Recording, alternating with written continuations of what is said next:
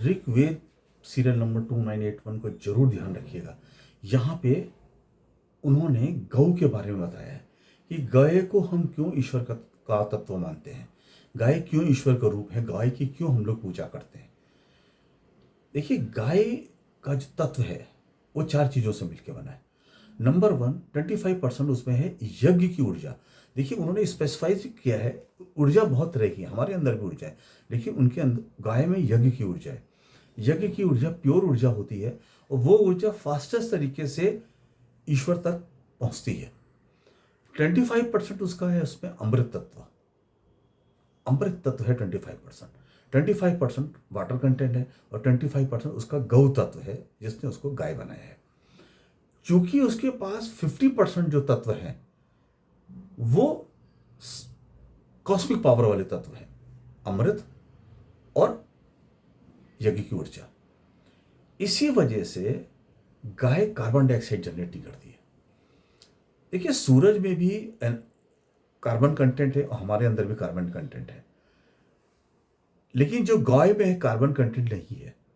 Carbon content नहीं है का मतलब जो कार्बन सन की एनर्जी से जनरेट होता है और जो कार्बन यज्ञ ऊर्जा से जनरेट होता है, दोनों में बहुत डिफरेंस है। जैसे आप गुड प्रोटीन बैड प्रोटीन होता है ना, बस वैसे ही है। तो ये जो यज्ञ की ऊर्जा और अमृत तत्व होने की वजह से वो ईश्वर की कैटेगरी में आ जाती है, इसीलिए हम लोग उसको पूजा करते हैं। अब देखिए, है क्या, जो वेद हैं वो सिर्फ हिंदुओं के नहीं है। उस समय तो हिंदू धर्म ही नहीं था, वो भारत था।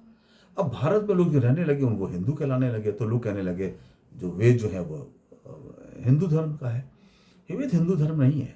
वेद में तो हिंदू धर्म का, सनातन का जिक्र भी नहीं है।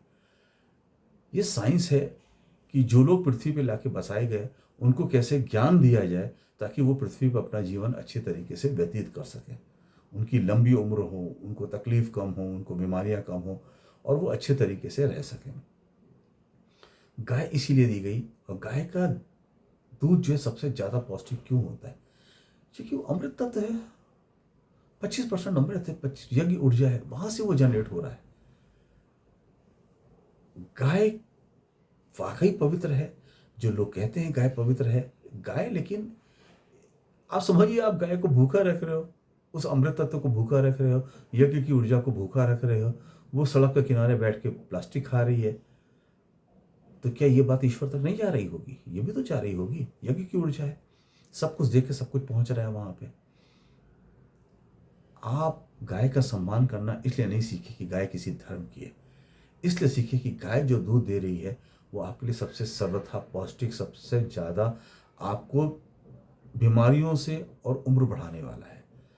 और जो ईश्वर को, जब आप गाय को पालते हो, गाय आपसे खुश रहती है, जब आप गाय को सम्मान करते हो गाय का, तो वो सब चीज़ें ईश्वर तक पहुंचती हैं और वो आप तक वापस आती हैं।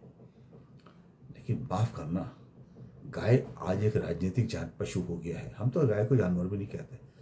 गाय को मैं जानवर नहीं कहता, गाय गाय है, वो जानवर नहीं है, क्योंकि उसके अंदर ईश्वर तत्व है। उसको कैसे मैं जानवर कह सकता हूँ?